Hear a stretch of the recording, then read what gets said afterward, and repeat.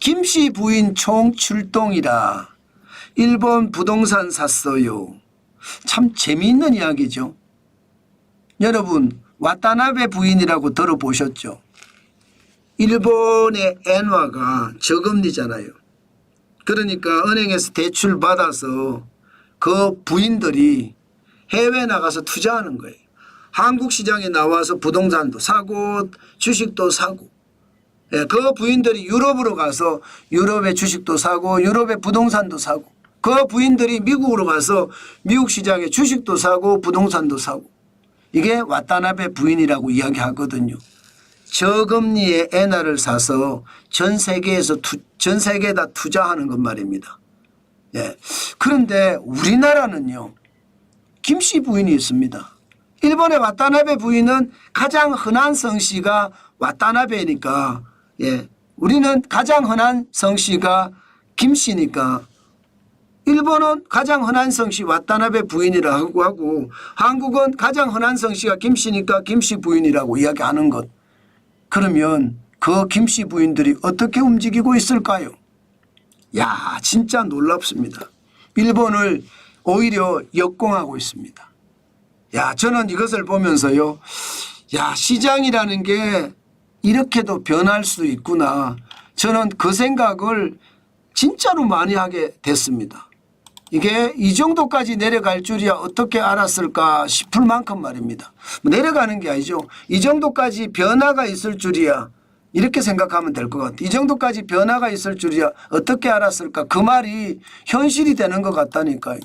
그 정도로 우리나라 사람들도 이제에 굉장히 밝은 것 같습니다.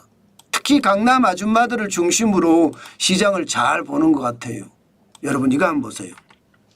해외 부동산 취득을 위해서 일본으로 송금한 액수입니다. 2021년까지만 하더라도 790만 달러였거든요. 2024년 작년입니다. 작년에 3,920만 달러입니다. 우리 돈으로 560억 정도 됩니다. 3년 사이에 396.2%가 늘었습니다. 5배 늘었다는 거예요. 5배. 예. 790만 달러가 3,130만 달러가 늘어서 3,920만 달러가 됐으니까요. 와, 이거는 진짜 대단하죠. 그만큼 말입니다. 일본은 도쿄 중심으로 아니면 오사카 중심으로 많은 투자자들이 일본 가서 맨션이라고 하죠. 우리나라는 아파트라고 하지만 일본은 맨션이라고 많이 이야기하거든요. 이 맨션을 샀다는 이야기. 예, 참 이것을 보니까 김씨 부인, 우리나라 사람들도 투자 하나는 기가 막히게 한다 이런 생각이 들 정도로 저도 말씀을 많이 드렸습니다. N저가 되니까 여러분 2024년 3월 29일을 보세요. 890.31원이잖아요. 7월 10일에 보면 855.17원입니다. 엔화가 굉장히 많이 떨어졌어요. N달러, 원엔 환율이 말입니다. 그러니까 이때 나가서 많이 샀다는 거예요. 이때 나가서. 아, 빨리 사야 되겠다. 우리나라가 좀 비싸긴 하지만, 금리가 좀 비싸긴 하지만 돈 있는 사람들 입장에서는 아, 이 기회에 오사카에 맨션 하나 만들지 뭐, 이 기회에 도쿄에 맨션 하나 만들지 뭐, 이렇게 생각을 하면서 사들인 거예요. 또 일본은 부동산이 많이 떨어져 있는 상태이기 때문에 예, 한국 사람들이 가서 사는 거에 대해서 뭐 부정적으로 생각하지 않으니까요. 그만큼 말입니다. 돈을 많이 내보내서 샀습니다. 물론 우리는 미국의 부동산을 가장 많이 취득을 합니다. 미국하고 비교하면 상대가 안 되죠. 미국은 2억 7,130만 달러니까 전체 비중만 하더라도 64.8%. 미국 부동산을 많이 사요. 그렇지만 갑자기 일본 부동산이 늘었습니다. 9.4%까지 올라갔습니다. 3,920만 달러가. 다른 호주 같은 경우 한번 보세요. 1,210만 달러 2.9% 비중이에요. 아랍에미레이트는 910만 달러로 2.2% 비중이고요.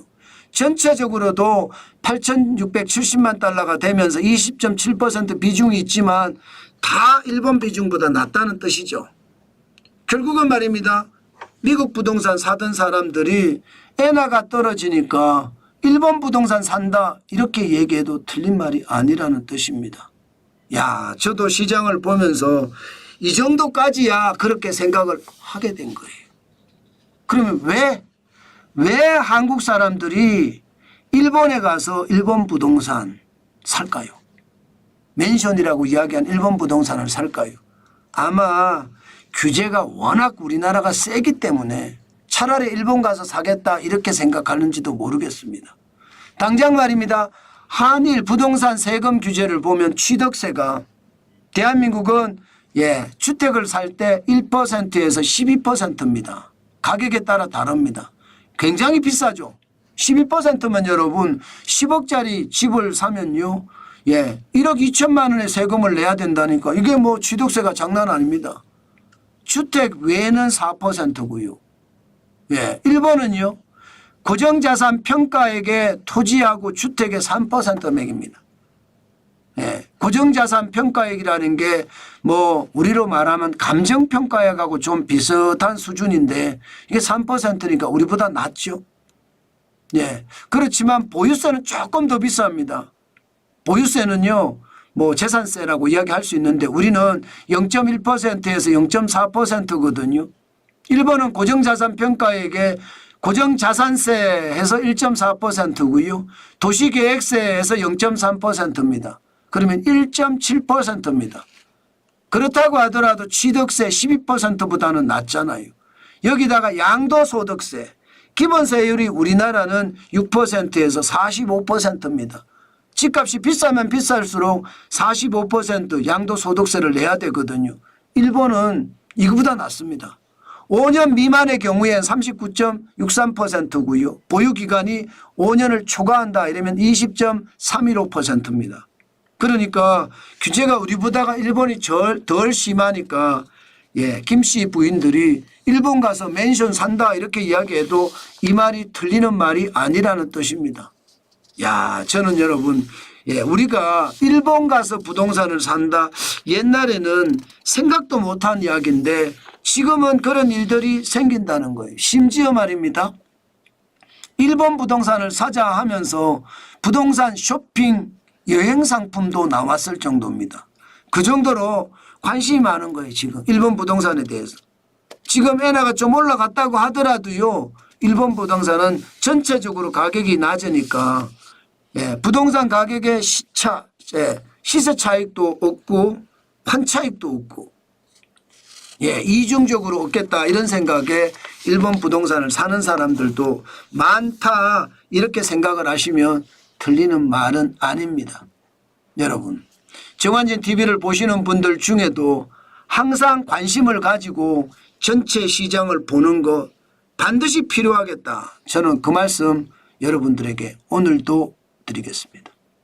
정환진 TV는 글로벌하게 말입니다. 시장 전체를 바라보면서 어떤 게 더 좋을지도 고민하고 말씀을 드린다는 뜻입니다.